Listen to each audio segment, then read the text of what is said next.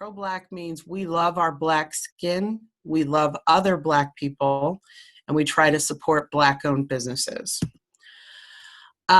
We work with the police on several things. We also try to pass legislation. So we want every police department in this nation to implement de-escalation training. We want every police department in this nation to implement diversity training. We want every police department to hire more Black and brown police officers. We want this because the majority of officer-involved shootings are done by white male officers. We would like Black and brown officers on the force. We want body cam footage legislation. So we want all body cam footage released within 10 days of every officer-involved shooting, unedited with sound. That body cam footage is paid for with taxpayer dollars. The police work for us. They're paid for with taxpayer dollars. And when there's an officer-involved shooting, we want that footage immediately. We want data collection. So when we tell people, hey, the police are profiling Black people, they are murdering Black people, we want data collection. So we want to know the race of every single person that is pulled over and arrested by police. We want this, and we want data collection on officer-involved shooting deaths and in-custody deaths in prisons and jails. Because when we bring up racism, people say it's in your head, you're pulling the race card. Well, that's why we push for nationwide data collection, so that we can prove to you Black people are pulled over at 5 times the rate of white people and given higher sentences for lesser crimes. We want less than lethal weapons. This is a taser. Tasers fail 30% of the time. We want beanbag guns and rubber bullet guns put in every patrol car. We want, when there is an incident, we want police to try to use a less than lethal weapon before they pull out a real shotgun or a real handgun, because this saves lives. We want civilian review boards. So police are allowed to investigate themselves and find themselves innocent. It's a conflict of interest. In officer-involved shootings, we find that if there's an officer-involved shooting in Salt Lake, West Valley Police will investigate that shooting. And then 2 months later, Salt Lake Police will investigate a shooting if it's done by West Valley. This is a conflict of interest. We want independent, democratically elected civilian review boards that have the power to investigate police, fire police, and bring charges against police officers. And also grand juries. We'd like grand juries implemented into the state of Utah. Legislation. I wrote a bill. It's called the Police Accountability and Transparency Act. It includes everything I just mentioned: data collection, body cam footage legislation, independent civilian review boards, and so on and so on. And what we're finding is that several senators, congressmen, they're throwing out police reform bills. There's a current police reform bill called the Justice in Policing Act that was thrown out by Nancy Pelosi. We love this bill. This is the most beautiful thing I've ever seen in my entire life. Okay. And if you could call your congressmen and senators and ask them to, or actually it already passed the House, so you'd have to call senators and ask them to support the Justice in Policing Act, we would appreciate that. What else do? We file lawsuits. So if someone infringes upon someone's rights, and it's a business or a police officer or anything, we try to help them get a lawyer so that they can file a civil rights lawsuit against that company or that organization. And we're also pushing for qualified immunity reform. So if you are in the state of Utah and your son is killed by police, you are not allowed to sue that police officer. We would like that changed and we would like to be able to sue police officers who commit acts of misconduct and police brutality. Finally, we protest. So you've seen protests all over this nation, and you have even seen Ma Black can't get into the Sangha. Can someone help Ma Black get into the Sangha meeting today? Yeah, tell her to go to the Black Lives Matter event. She might be in the regular Come As You Are event. See if Go to the Black Lives Matter event, and they will let you in. Okay. Okay. Wonderful. So you've seen protests break out across this nation and also in Utah. Black Lives Matter Utah has been protesting peacefully for 6 years. We've never incited violence. We've never destroyed property. We don't have one arrest. It is against the rules of the chapter to incite violence or destroy property. We believe in self-defense only. We have only held 2 protests. Now, every night you watch the news and you see protests where people are screaming Black Lives Matter, and they have Black Lives Matter signs. We have only held 2 protests, and both of those were peaceful. We haven't held any other protests because we use protest as a tool and as a last resort. So, for example, if a police department refuses to release body cam footage, I will give them a week, a month. In the Diamante Revore case, I gave the police 6 months to release the body cam footage. And then I gave them an ultimatum that if they didn't give it to us in the next 30 days, we would protest. So we use protest as a tool and as a last resort. There are a lot of people out there protesting right now. Good for them.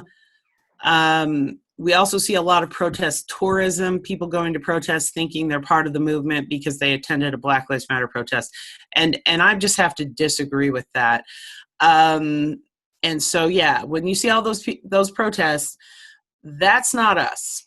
If you want to know if a protest is us, you go to blacklivesmatterutah.com, go to our calendar of events. You click join the chapter, you fill out a form to join the chapter, and I send out daily emails letting you know what events we have coming up. And we have 0 protests planned. 0. Why is that? We've been protesting for 6 years. This is not a carnival. This is not trendy. We protest when we have an actual reason to protest. Alrighty, what else do we do? We have a petition on change.org. It's one of the top 25 petitions on their site. It's called We Want a Police Reform Bill Now. It has over 1 million signatures. If you want to sign it, it's on our website at blacklivesmatterutah.com. Calling campaigns. So in the olden days, I had to hold calling campaigns for people to get attention, give us attention. Like, you know, if there was an act of injustice, we'd have to hold a calling campaign and put the phone number in our Facebook group and call someone over and over and over again. You know, right now we will do that with legislators, but I've made a little name for myself out here. So typically I don't even have to do a calling campaign. I just pick up the phone and say, I have a civil rights complaint about your organization. And it takes 1 phone call to get that civil rights complaint resolved. Rules. What are the rules of the chapter? No homophobia, no transphobia. Uh-oh, what's going on? Hold on a second.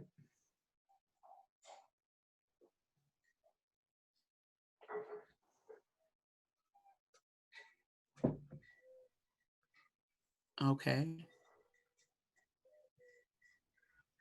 Do you want me to stop sharing?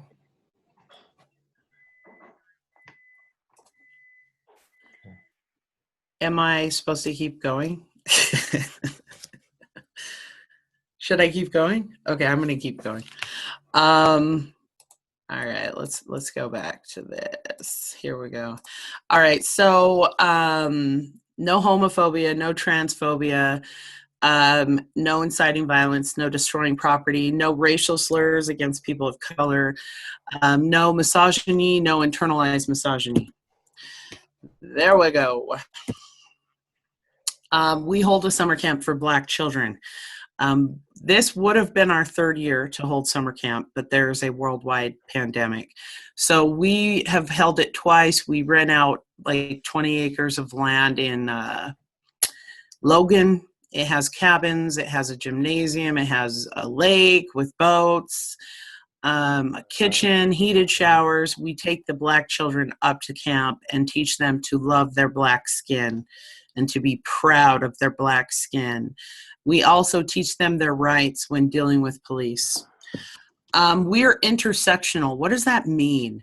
That means we fight for all marginalized groups of people, Indigenous people, Pacific Islanders, Asians, Latinx people, the LGBTQ community, trans women of color, the disabled community. We're in it right now and they're doing good. I'm recording it, so. Uh-oh. Yeah. We can hear you, Chris. We can hear you, Chris. Okay, my friend, I gotta try to get back into the... Okay, love you. Love you, Chris. Okay, so we are intersectional, and we believe you need to fight for all marginalized groups, right? All marginalized groups. Are white people marginalized? No, you are not. No, you're not. I'll get more into that.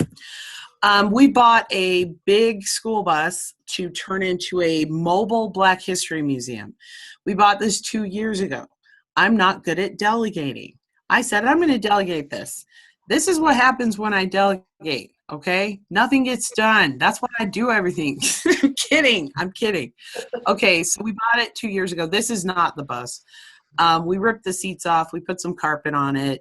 It was deep cleaned yesterday. We actually had to move the bus yesterday to a more protected site because people keep breaking into the bus. So now this bus is behind a gate under lock and key, and we are allowed to renovate it where it is. I want this bus done in the next month. I'm so tired of this bus. Okay. The FBI. So I graduated from the FBI Civilian Academy. Black Lives Matter works with the FBI on police brutality cases and hate crimes because the police are not going to prosecute themselves. The FBI prosecutes hate crimes and police brutality.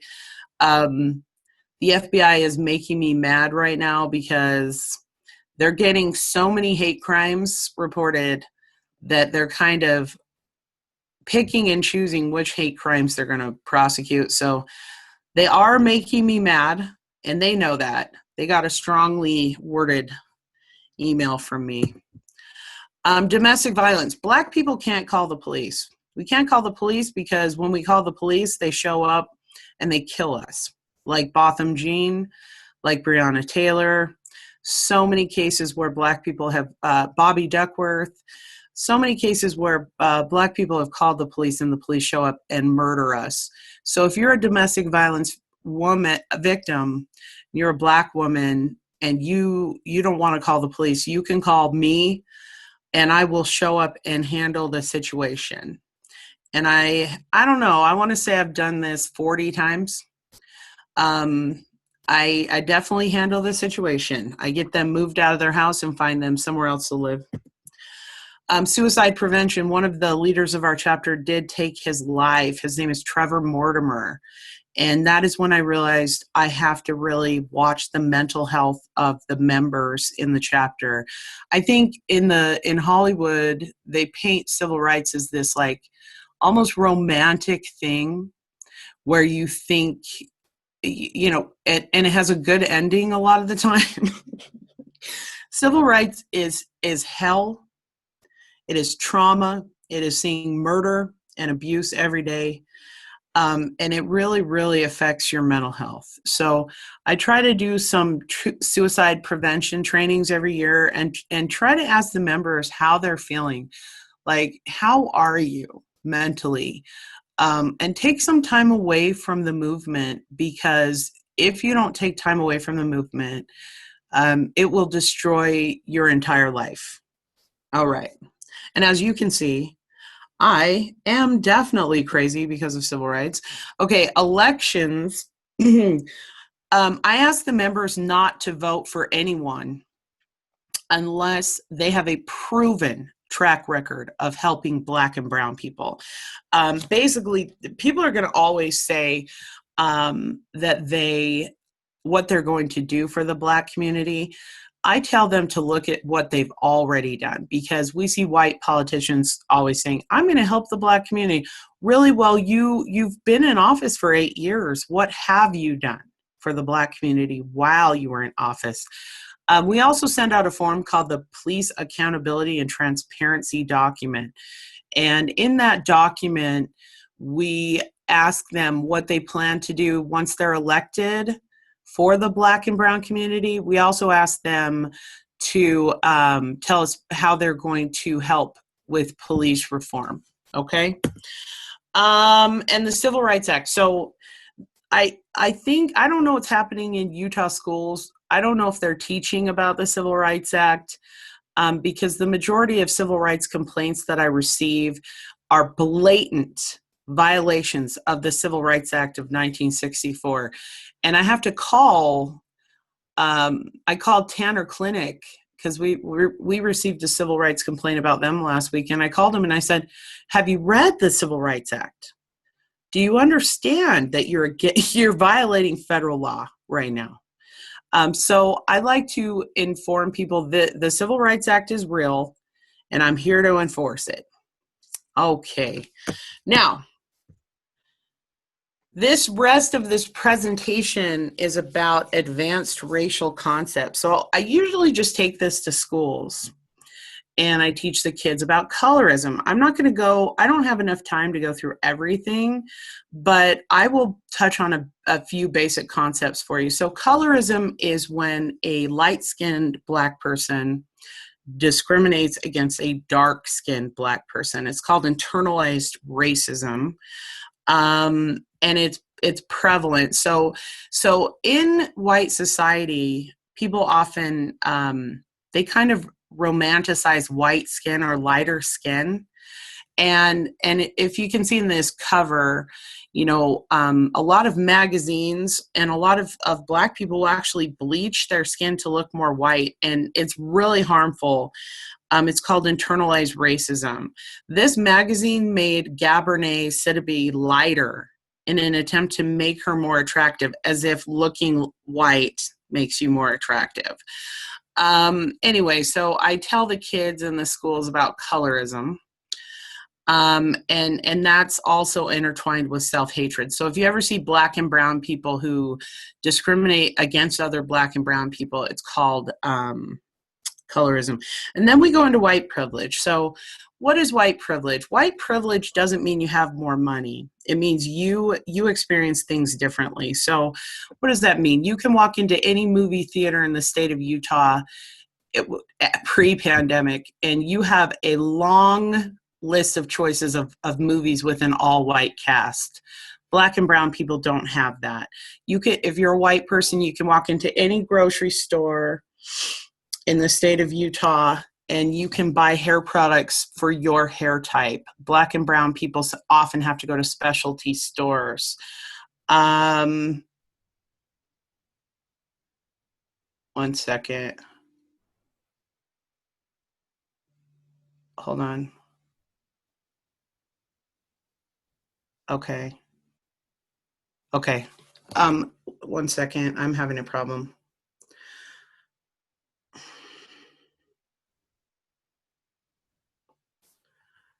Okay. 1 second.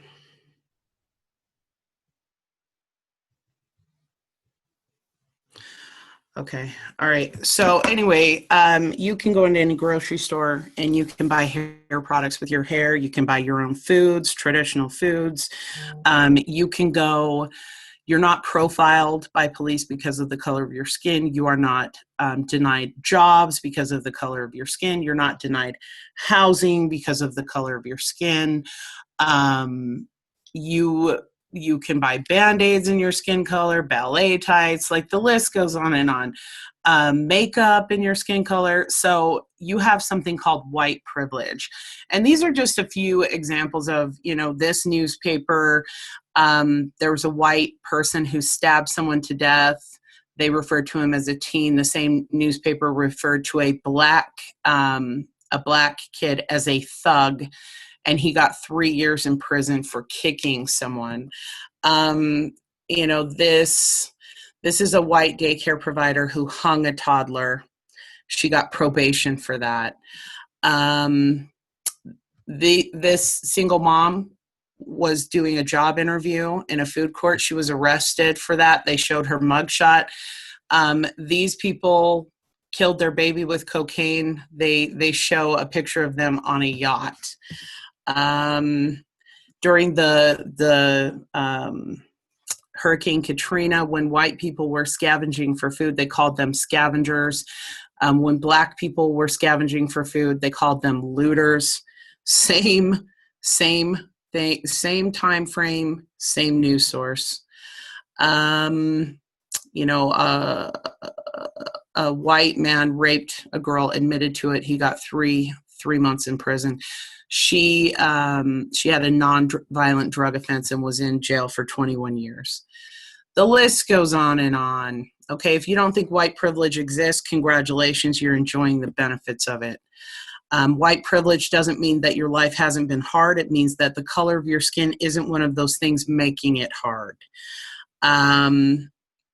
This man on the left went to prison for a false accusation. This white man received 3 months in jail.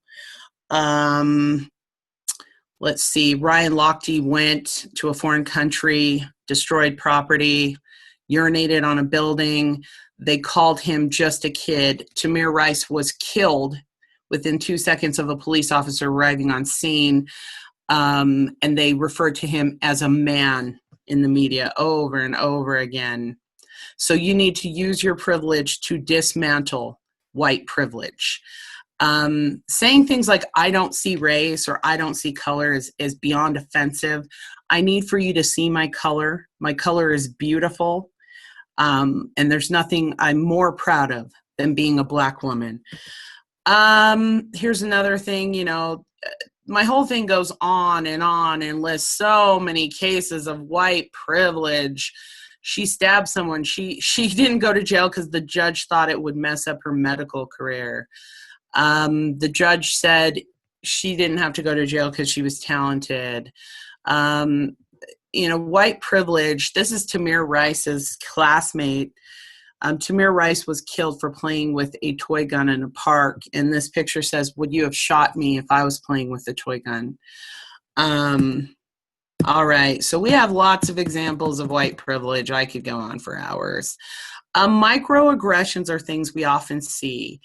Microaggressions are kind of little ways that white people they kind of explain, they use these things to be racist against us without just being racist. So racism in 2020 isn't always someone screaming the N-word. It takes the form of microaggressions. So these are Harvard students, and these are things that were said to them, like, Asian people are often asked, where are you really from? If they say New York. If a Latinx person does not speak Spanish, why don't you speak Spanish? We always hear, you don't act like a Black person. I consider you white. Is probably one of the most offensive things you can say to a Black or brown person. Just more examples of, you're pretty for a Black girl. You're pretty for a dark-skinned girl.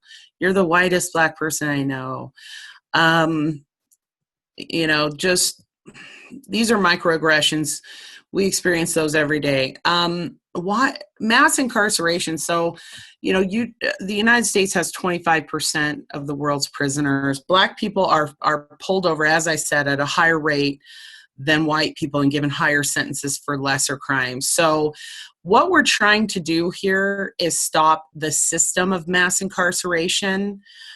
We believe slavery never ended because as soon as slavery ended, they just began immediately mass incarcerating Black people. Prisons didn't even exist until after slavery ended. The war on drugs was definitely racial, because we see white people, getting sympathy when they get addicted to opioids. Oh my gosh, we have to get them treatment. We have to get them help. Oh my gosh, this is a plague. But in the 90s, the 80s and the 90s, when Black people were addicted to cocaine and crack, they were mass incarcerated for that. So yeah, we try to push for an end to the system of mass incarceration. And again, I do not have time to go through all these slides with you. The school to prison pipeline is something else we fight. Black students are 4 times more likely to be suspended than their white peers. Black girls are 10 times more likely than white girls to receive discipline referrals in schools. I did ask, as you know, I met with the governor, every mayor, congressman, and senators this month, and I asked them all to take every school resource officer out of every school. Police should not be in schools. So yeah, we try to end the school to prison pipeline. That's another thing we try to do. Bloop, bloop, bloop. Cultural appropriation, want to touch on that. This is when white people try to dress up like other cultures. It's beyond offensive when people think that our culture is a costume. It's not. This is called cultural appropriation. And white people need to not do this. I see this a lot in Utah, white people with dreads. And just know, it's absolutely offensive. It's offensive. Our culture is not a costume. So that's another thing. We just see little examples. On fleek is a term created by a Black woman that commercial brands have adopted. This is her. She created the term on fleek. She got 0 pennies. The Cash Me Outside girl is a multimillionaire for appropriating Black culture. We also push for Black representation, because Black children, so we rented out 2 theaters for Black Panther, a theater for A Wrinkle in Time, a theater for Spider-Verse. We feel like it's very important for Black children to see themselves on the big screen and in everything. It's important. So we push for Black representation. This is a picture of the same lipstick on 2 different models. And this is why we need more Black models, because if you're a Black person, you buy the lipstick and all you see is the white model, you get home, the lipstick is going to look different on you. So yeah, more Black representation is what we want everywhere. We want to see our face in everything. Gentrification. So I was just talking to the mayor of Park City about how gentrified Park City is. This is basically when white people move into a Black or brown neighborhood and then completely take it over and kick the Black and brown residents out. This is what Mark Zuckerberg is trying to do in Hawaii right now. And it is racist. Now let's talk about white feminism. Bell Hooks said, white women have always been active participants in the oppression of Black people, not observers, not victims. Okay. And what is white feminism? It is so white women experience sexism, Black and brown women experience sexism and racism. We are more marginalized. It's about when the suffragettes decided they wanted to go out and get the right to vote, they only fought for white women. And when Black women wanted help, the suffragettes ignored them. The suffragettes then received the right to vote, and Black women did not receive the right until 50 years later. This is called white feminism, when white women enter a civil rights space and try to speak louder than Black and brown women, and only fight to achieve an equal footing with their oppressor. So I'd like to bring that up because white women often come into these spaces and ignore. So Gloria Steinem said, I thought Black women invented the feminist movement. I've learned feminism disproportionately from Black women. She also said, somebody said, what do you say when a Black woman comes up to you and says that they have problems with feminism or racism? And she says, when Black women speak, I don't talk. I shut up and I listen. All right. You have to be intersectional in your feminism. White women have had a history of being racist and oppressive in this country to Black and brown people. And I need them to understand they can do just as much damage. And obviously we fight police brutality. We fight police brutality because it never stopped. And we are trying to make it so that it does end. Okay. I think that's pretty much all I want to cover. I'd like to show the kids Black success when I'm doing the presentation and just show them and tell them stories about, hey, you can be an equestrian. We have Black equestrians. You can be a hockey player. You can be an astronaut. You can be a surfer if you want. You can be a ballerina. You can be a surfer, right?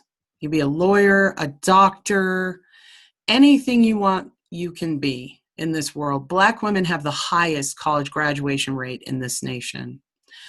And Black entrepreneurs are the fastest growing group in this country. Our voices matter, our lives matter, and I just want them to see that. And then, boop, boop, boop, boop, boop, I end on, that's a slave. That's the back of a slave. Never forget. Never tell us to forget slavery either, because we won't. All right, and then I try to go in, oh, this is the wrong presentation, of course. Anyway, I try to kind of go into like, show them pictures of Africa. Oh, no. Am I choppy? Can you guys hear me? Am I choppy? Am I choppy? No? Okay. Well, that's basically what I want to go into. It's important in Utah when we bring up racism, a lot of people say, hey, my best friend is Black, or my husband's Black, or I'm 1% Black. These are really problematic statements. Having a Black best friend doesn't make you incapable of committing a racist act. You can still do something racist and have a Black best friend and a Black husband, even an adopted Black kids. We don't want to hear your best friend is Black. When you do something racist, the best thing to do is just say, I'm sorry, and learn and be quiet and listen. We often hear things like, I'm 1% Native American, or my ancestors are this race, my ancestors are this race. Beyond offensive, beyond offensive. If you're giving out percentages of how indigenous you are or Black you are, it's beyond offensive. Also saying things like all lives matter. We're all one race, the human race. We all bleed red. Are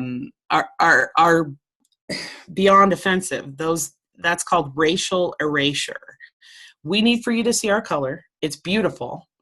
We are proud to be Black. Say the word Black, because Black is beautiful. And then use your own privilege to help fight for us. Don't wear us as a costume. And when Black people come, don't deny racism happened. When we come to you and say, hey, this was racially insensitive. I feel like this was racist. Oh, that person's not a racist. They have a Black friend. No. Say, oh my gosh, I'm sorry that happened. How can I support you in this? We are the experts on our own lived experiences. And when we tell you that we experience racial insensitivity, listen to us. Don't deny racism happened. Don't ignore it. Don't condone it. Listen to our voices and use your own privilege to dismantle the systems that continue to oppress Black and brown people to this day. The most important thing in this movement that, I want people to take away from is that we wouldn't have racial problems in this country if anyone had been listening to Black people for hundreds of years. Just listen, stop talking, and listen when we talk, because white people have had the microphone for too long. You've been heard in every platform, in every situation. Your voices are heard, and we've been ignored. I mean, Black Lives Matter Utah has been here. I've been here for 6 years protesting, and doors were slammed in my face. People ignored us. And then about a month ago, the world discovered Black Lives Matter. And it's become this trendy thing. It's not trendy. People are dying. People are being murdered by police. And I've been screaming into the wind. No one would listen to me. People ignored me. No one cared. And it's not okay. It's not okay. If people would have listened to me 6 years ago, I think how many lives could we have saved? Now the governor is listening to me, and the Republican Party is listening to me and holding meetings with me, which is insane. And people are listening. But meanwhile, for 6 years, I had to watch Diamante Rivera be killed by police, and Darian Hunt be killed by police, and Cindrea Europe, and James Barker, Dylan Taylor, Joey Tucker, Brian Valencia, Bernardo Palacios, Harold Robinson, Patrick Harmon. There are too many names to list of people who have died. And these people are not a hashtag. I know their mom.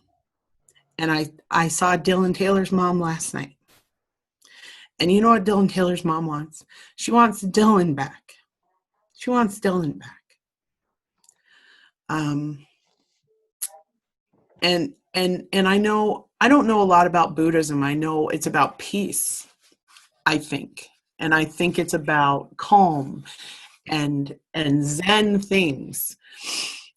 And I think from what I've heard, it's a beautiful, beautiful thing. But I'm going to let you know something. I'm not driven. You'll hear often us say no justice, no peace. And I mean that. And I want to let you know that I'm driven by anger, and pain. There's so much pain in this movement. I've seen so many people die. So many people. And they're still dying. Know this. Since George Floyd died, police have killed someone every day. Every day. Every day. They don't get a hashtag. They don't get a protest. They don't get everything. Yeah. And I'm out here fighting, knowing this, knowing that I have this much time before people stop caring again. No one cared about our chapter for 6 years, and the whole world cared for a month. And when I saw the protests get really big, I knew, oh my God, Lex, you have a month. You have 1 month before the world stops caring. You have to change the law. You have to hurry. It's a sprint. It's a sprint. I have like the desperation of my heart right now. Like, I wake up so early and I hold meetings until 10 o'clock at night, just hoping I can get reform before the world stops caring, because they will. This will not be in the headlines in a month. No one will be marching in the streets in a month. They will ignore us. They will stop caring again. It's a fact. It's a fact. So I'm over here like begging legislators, please give me, please pass this bill and this bill and this bill and this bill. Because in January, that's when general session is. Like, I'm just picturing walking on the Hill in January and being ignored again. So, and when I get ignored, people die. So yeah, there's that. So I think that's the movement in a nutshell. I would like Sid to kind of cover some basic allyship things. Sid, can you go? So before Sid talks, I just want to say that Sid is just in this movement. Not a lot of people inspire me or drive me, but Sydney inspires me, and I have just a lot of respect for her because you see a lot of fake activists, then you see real activists like Sid and Ma Black, right? Chelsea Acosta, Sarah Johnson. You see real activists, Damon Harris, and so I don't kick it with a lot of people because people come to the movement for different reasons. And then there are people who are in the movement to change lives, and Sid is one of those people. I just have a lot of respect for her because she's an actual activist. So I would love it, Sid, if you would enlighten these people for just a second for me, please. All right, let me be clear. I've got about 10 minutes, right? That's okay. Oh, 10 minutes. I will be. however much time you need. I will go real quick. I mean, Lex covered a lot of really great material. And so Lex asked me a while ago to take on some allyship training. And I did a little bit. I created a group to try to address some of that, like on Facebook, but then also have done one on Zoom where we had like 80 some odd people come. It was really good. But I have been working on building a program that is a little bit more encompasses all the things that I think would be really important, but she covers a lot. So just to quickly go through some of the things that are in that training. The number one thing, by the way, this is not nearly as great as hers, but is this backwards? Can you guys read that? Yes. Great. Educate yourself. That's number one. Lex took a lot of time to go through all of this stuff and I kindly took you by the hand and said, let's go. Here we go, guys.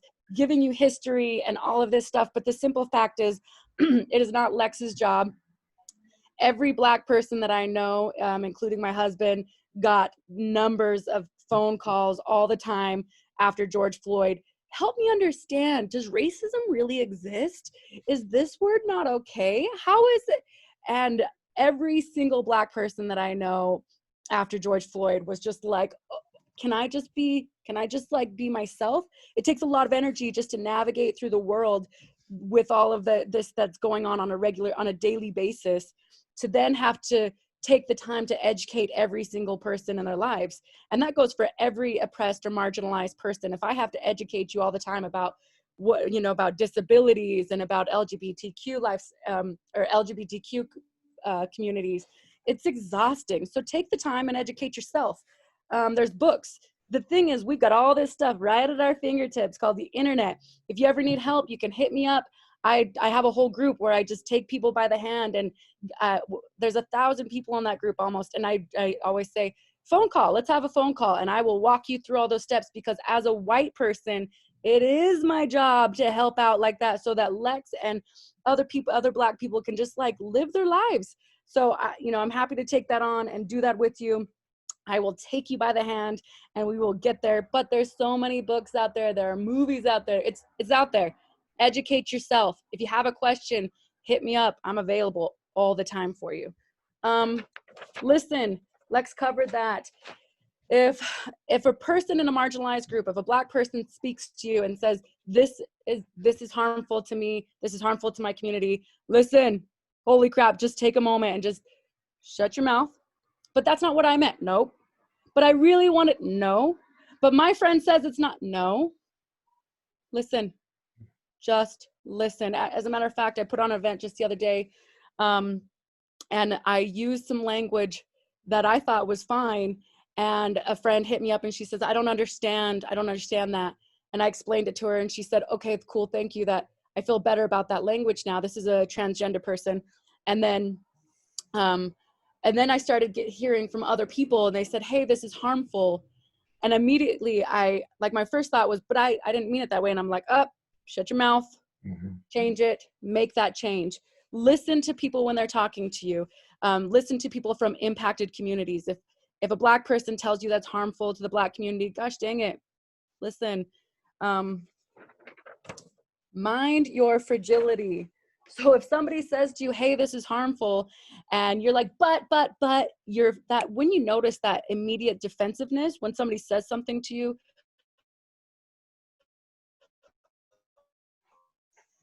We're losing you.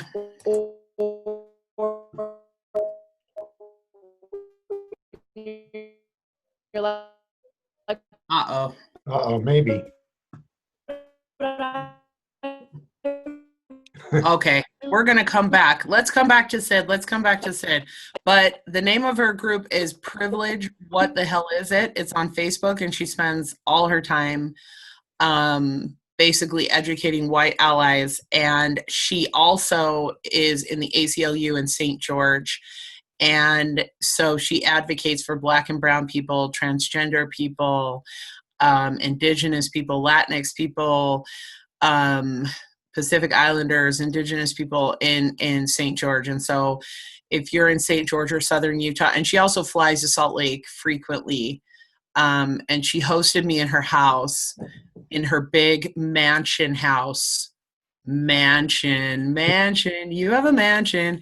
Anyway, if you see the reflection in that mirror, I think the Buddhists would love it because it's so peaceful. Like, she let me stay there and for a few days. And it was like, it was self-care. It was so beautiful. But let's see if anyone has questions for us. Right, Chris, you wanted people to be able to ask questions. Is that correct? Yes, absolutely. And if you look down at the bottom of your screen, this is the first time we've done a webinar as a fellowship. So if you look down the bottom of your screen, you'll see a little Q&A box in which you can ask some questions of our panelists. Okay, I'm ready for you guys. Bring it on, buddy. And don't think there's a wrong question to ask. I feel like there are wrong times to ask questions. Like when I was at the protest yesterday and a white woman came up to me and said, hey, I just went inside. We protested Ogden police. I went inside the police department. They said they don't know what your demands are. And what are your demands? And do you know any police officers? It was definitely the wrong place and time to ask those questions. But right now is actually a good time. You guys scared? You big scared.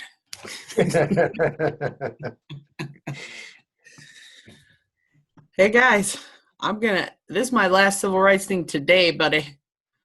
I'm gonna go hang out with my family after this, so you get a minute. You know, okay, so you have a first one from Kimber. I'm part of reorganizing the SURJ SLC chapter. What is the best way allies can support you?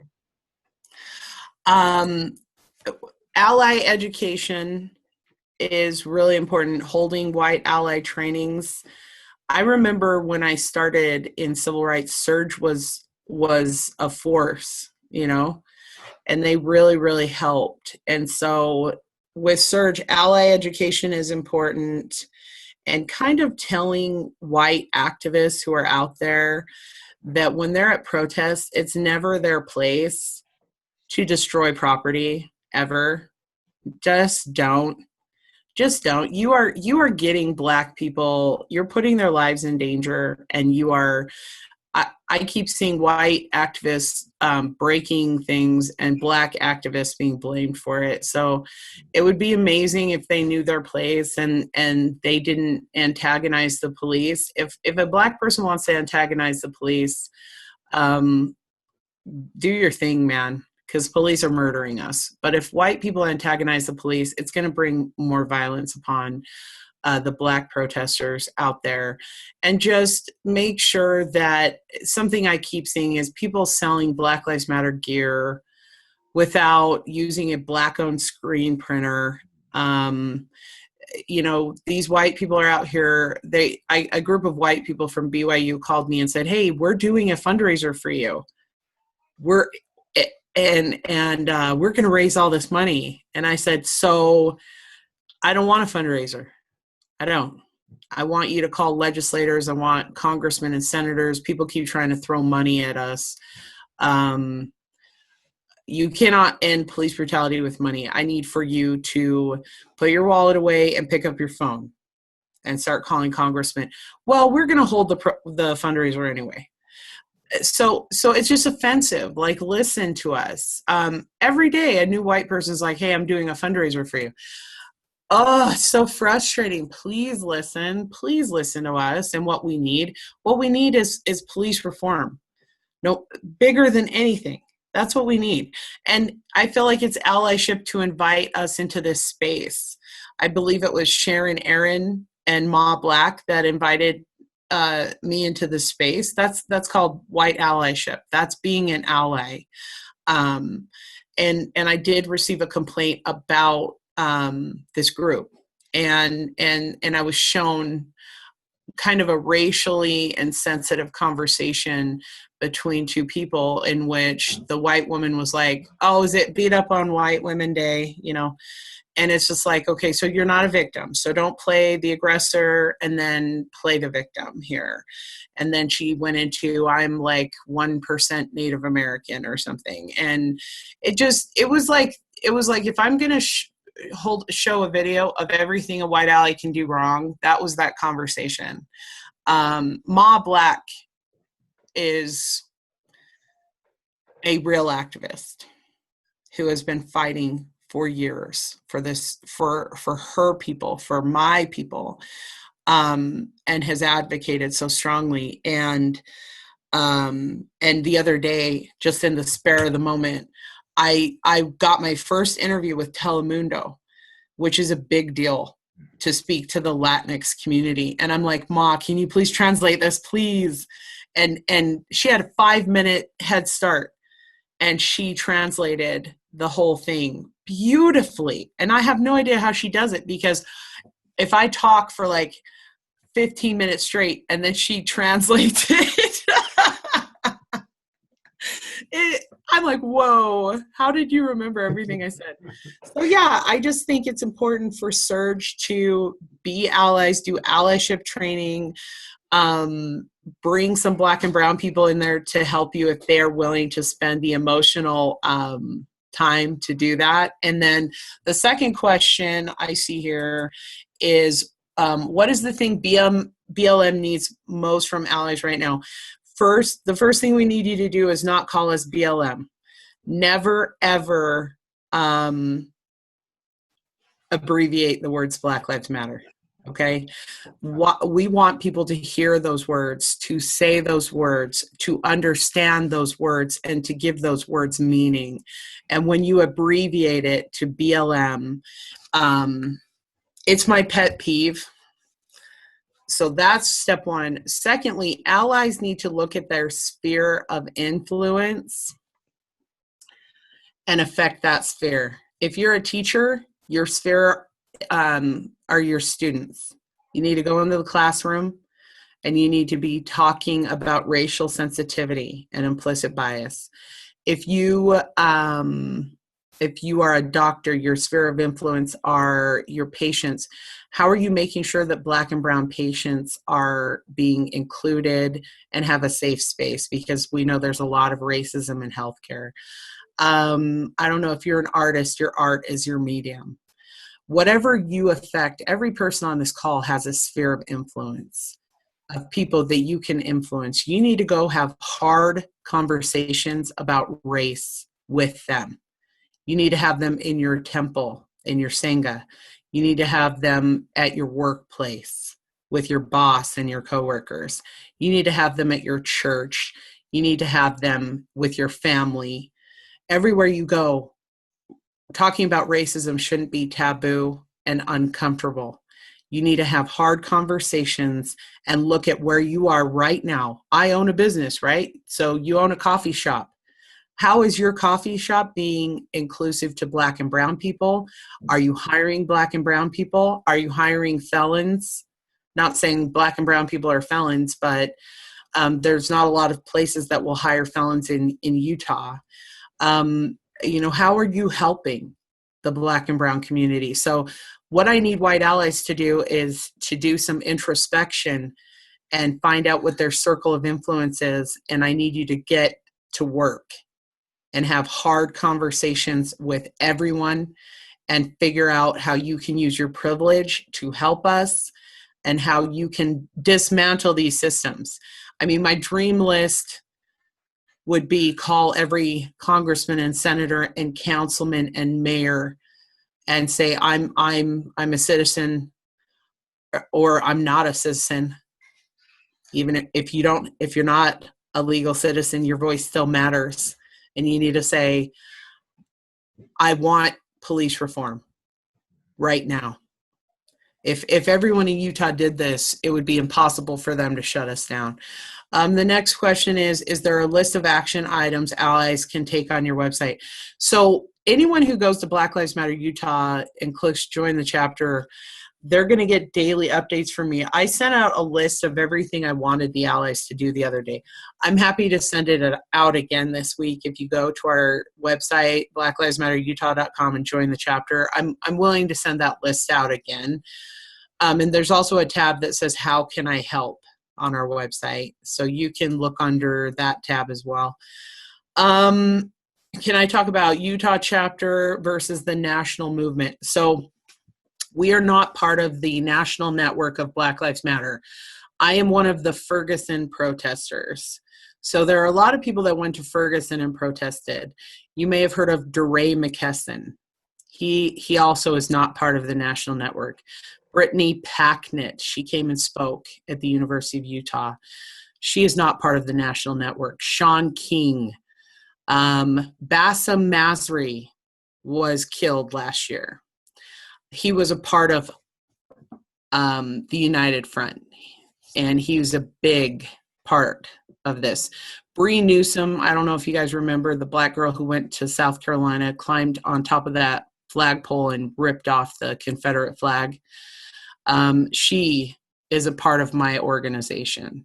So anyone in this movement has been part of the United Front Civil Rights Organization, and we are not part of the national network. We believe this is a movement and not an organization. People often say, are you an official chapter of Black Lives Matter? And I'll say, would you go up to Martin Luther King and say, are you an official chapter of the civil rights movement? You wouldn't, because it's a movement and not an organization. And then some women started that page, Black Lives Matter, and those women are good activists. So I took the whole chapter to go see one of Patrisse Cullors' movies. I don't have beef with the national network, okay? I'm just not part of the national network.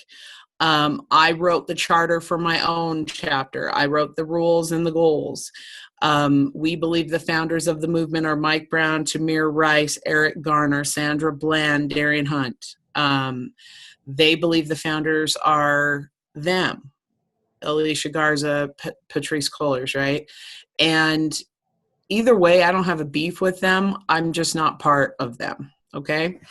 What else? There are rumors going around our small town that Black Lives Matter are going to protest here. People are scared, planning to protect their property with guns. It's crazy. I know it's unfounded, however, the fear is real. So Black people aren't violent.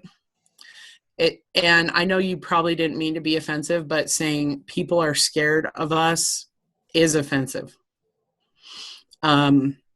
We are the ones who are being murdered by police.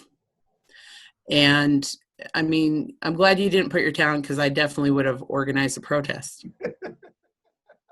I'm not kidding. If you think we're scary, then you don't know enough Black people. We are peaceful. We are happy people.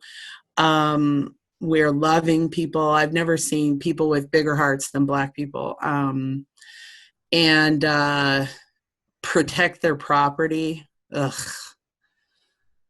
Give me a break. I protested in Ferguson. We didn't destroy property. The people that did that didn't live in Ferguson. I protested in Minneapolis. We sat there on the ground peacefully. There was a white girl handing out flowers. We were sitting on the ground, and the police came and started shooting us with flashbangs and tear gas and rubber bullets.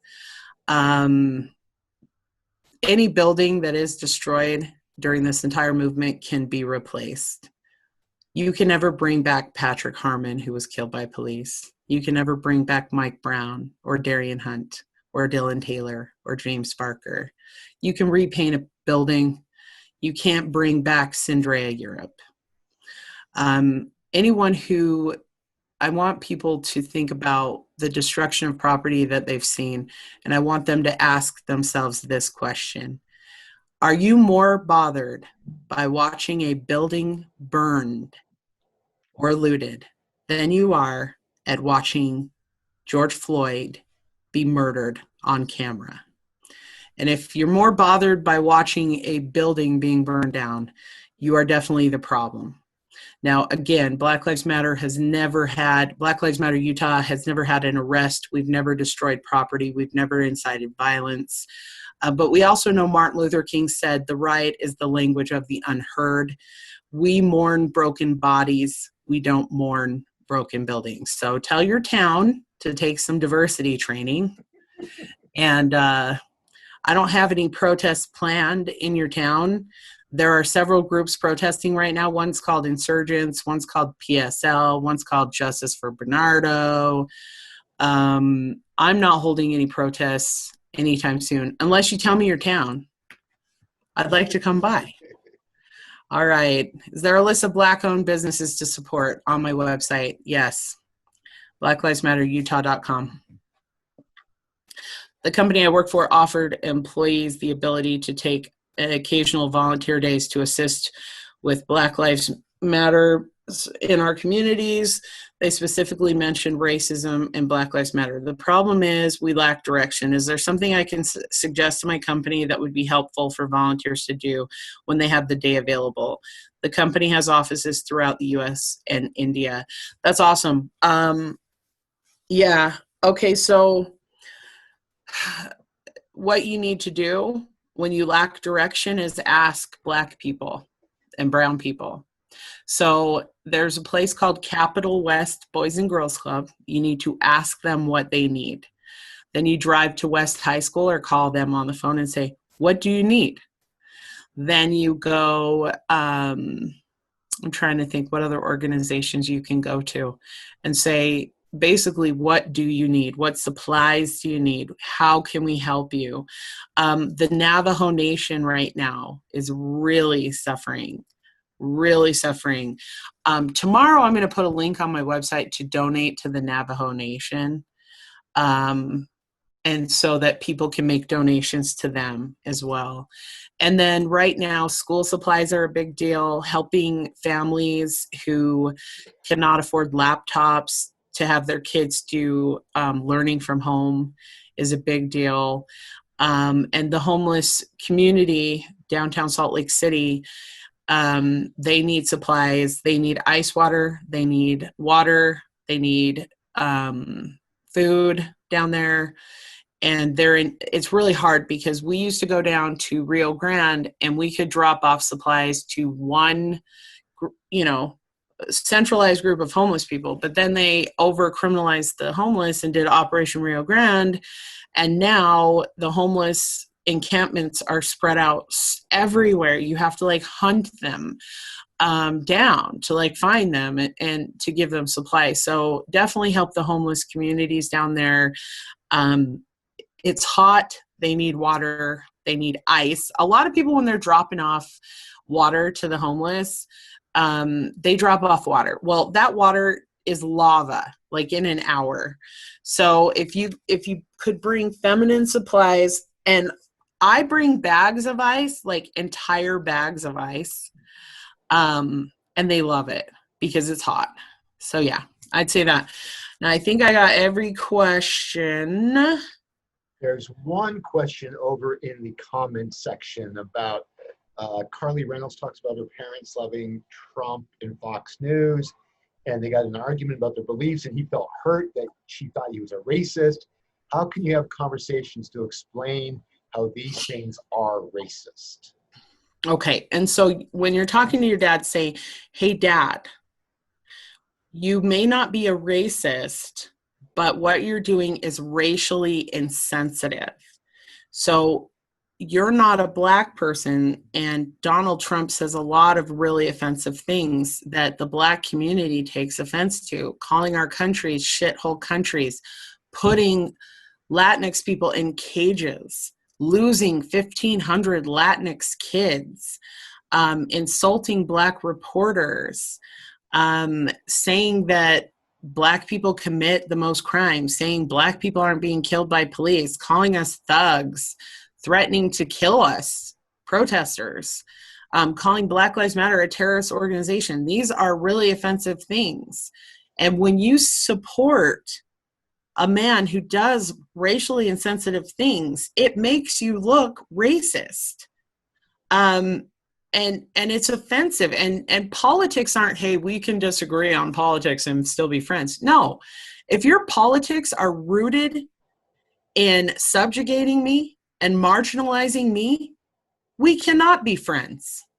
No, if you are going to vote for politicians who degrade and dehumanize black and brown people, our friendship is over. You cannot be a member of Black Lives Matter and have voted for Donald Trump. I've made that very clear, very clear. Your values do not align with our values.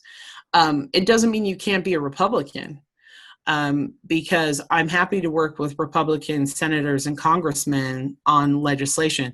But if you stand by Donald Trump after everything he's done, you are 100% not welcome in my home or my life. And we have to cut off family members. We do. And I know you love your dad. I love my parents too.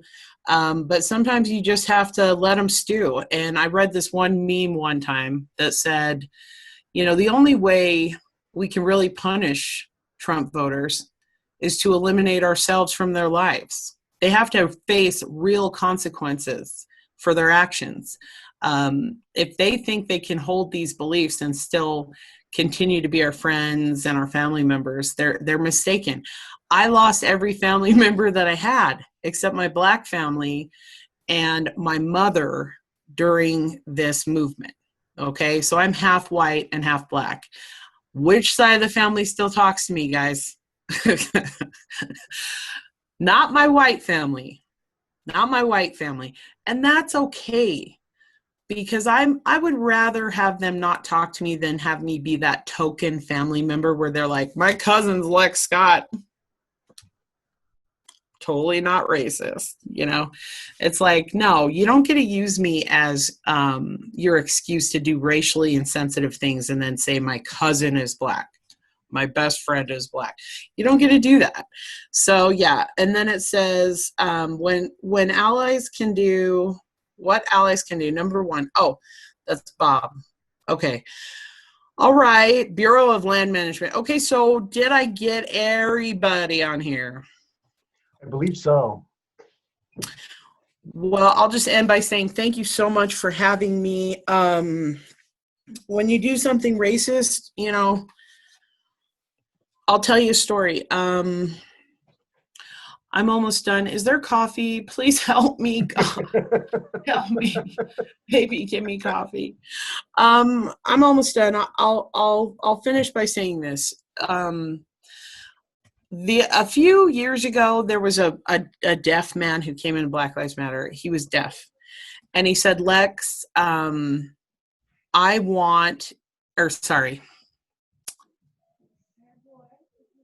he said, I want a special needs committee.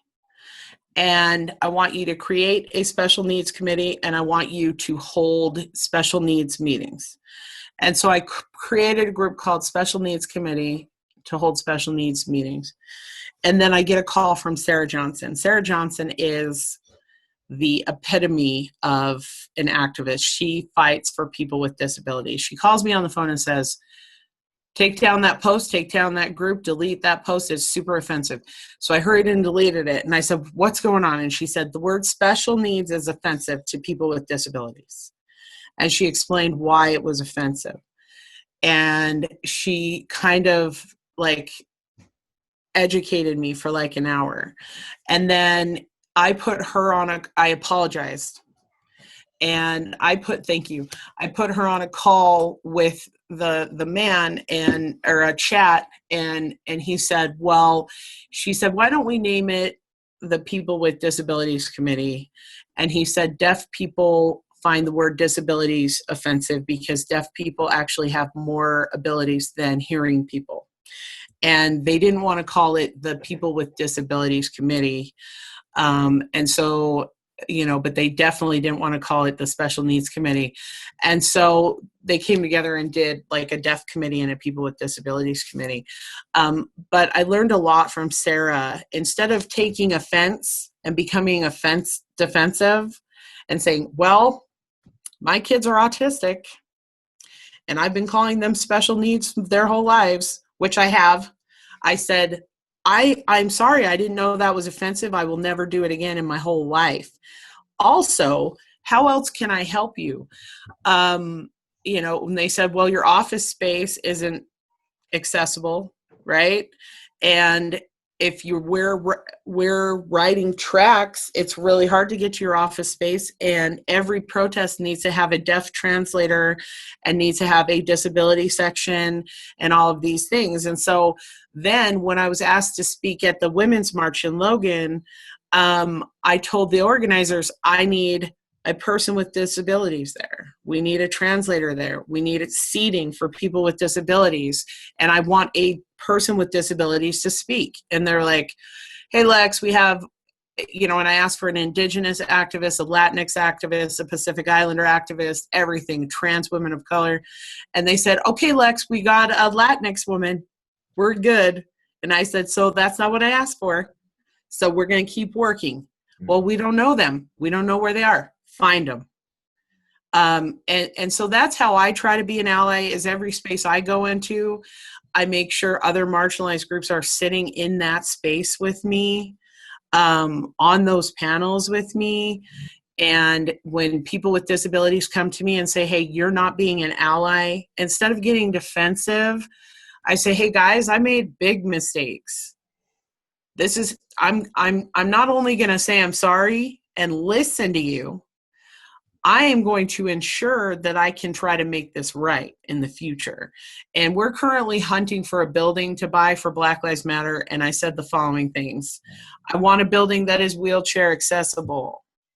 I want a building that has plenty of parking. I want a building that has an elevator, and it needs to be close to a bus stop. And those things. So basically, thank you so much for having me. I thank you, Sharon. Thank you, Ma Black. Thank you, Sid, for being here. And thank you guys for listening. And if you have any other questions, I'm going to refer you to Sid, because I am the busiest woman. Throwing you under the bus, buddy. All right, guys, anything else before I drink my coffee? No, please get yourself some coffee, and thank you so much for joining our community.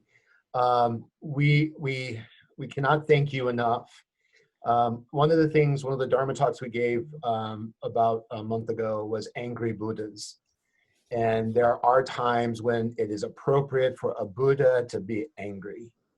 And this is one of those times to help drive our practice, get our asses off the cushion, and get into the community and do what we know is right, and do what we know, the work that needs to be done. None of us can be liberated until all of us are liberated. And that's part of the Mahayana tradition. It's part of what we believe. And deep listening is a foundational practice in our fellowship. We need to shut the fuck up and to listen to one another with a big heart and an open mind without judgment. And we want to listen to one another to heal. We are all deeply wounded, and we're all going to screw up, myself included. And when it happens, we say in our tradition, Namo Amida Butsu, and attend to it and fix it. It's that simple. There's nothing to defend. There's simply each other on this journey together, fighting for one another, standing up for one another, and listening with our hearts, our minds, and our whole beings. So thank you so much for joining us, Lex and Sid. We will have more resources for the community, for Sid and some of the stuff she does for ally work. Also, join the Black Lives Chapter, Black Lives Matter Chapter, Utah. You can go to the website. We'll post a link for that too. And we just want our community to grow and to take our practice into the community. Our world needs all of us now desperately to be warriors of compassion and love and transformation and healing. And we all can do it, but we can only do it together. No. All right. Thank you, guys. Thank you. Thank you, everybody. Namo Amida Butsu. And next Sunday, we'll be back to our regularly scheduled program. And thank you, Sid. It was great to have you. Just so you know, I put my contact in the chat. So if anybody wants to reach out, and I'm willing to do another ally training. Sorry about my internet. So I would love to do that. I will reach out to you to do that for our community. Perfect. Thank you so much.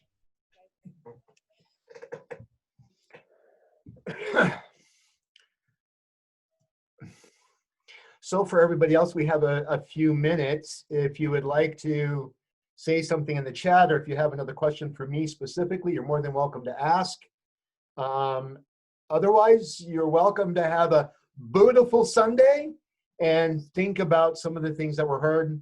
We'll put together also a good reading list for people who are looking to educate themselves. There's some amazing movies. I just got done watching I'm No Man's Negro, an amazing documentary. Highly recommend that.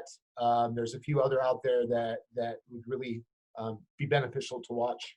And thank you for coming. Thank you for joining us. And thank you for being a part of our fellowship and our Sangha.